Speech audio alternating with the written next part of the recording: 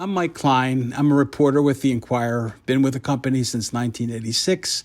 Been writing about food since 1993. And I look at the restaurant business, which is what I cover, as three different things. There's the food, there's the people, and there's the business. And I'm not a critic. I leave the food part to the critics. But I'm really interested in the people who make the scene work. And I'm interested in the business because it is a business, and without the business part, there's nothing. So I look at myself as sort of a business of restaurants writer.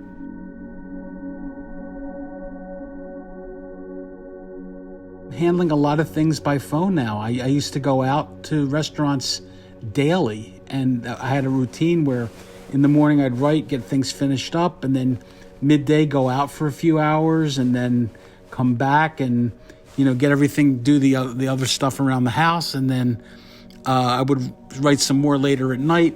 But my whole schedule has been messed up by this. I realize that this is a first world problem.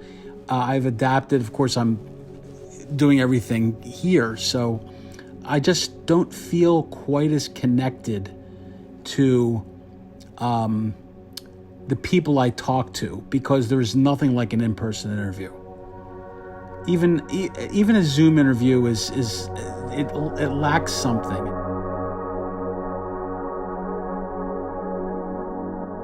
Even now, and we're into probably 10 weeks or about 10 weeks now, there's really no roadmap for anybody. The government has not been very clear about expectations and guidelines, and eventually the restaurants will reopen, and nobody really knows what's going to happen. A lot of them are just basically, planning, just trying to come up with some kind of strategy.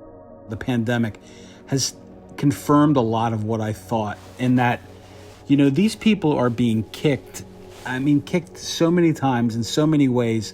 And even when they're being kicked, they're giving stuff away. Every charity, every government agency, they always have gone to the restaurants for help.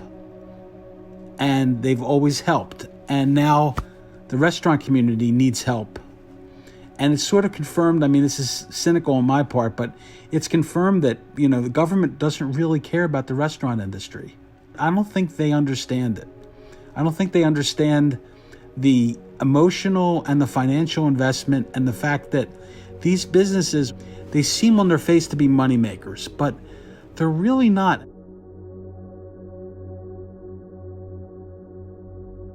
People keep asking, what percentage of restaurants do you think are going to close? And I guess it's really hard to guess, because there's so many different sectors of restaurants. Most of the smaller restaurants are the innovators, and that's what I'm afraid we're going to lose. We're going to lose the places, the BYOBs that really make the city distinctive.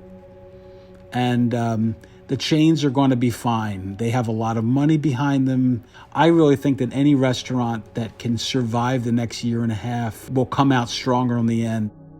This is going to have a profound impact on the city. It's going to cut out a lot of middle-tier restaurants. A lot of center city workers, for example, are suburbanites. We're not going to be going to these center city lunch spots anymore. That whole, the center city lunch business is going to take a huge hit. And a lot of these things have not been fully documented yet. Anybody who thinks that anyone could have seen this coming and what the impact was is lying, because, this was completely inconceivable. And, I'm glad I can at least enlighten readers and tell the restaurateur stories. That's important to me.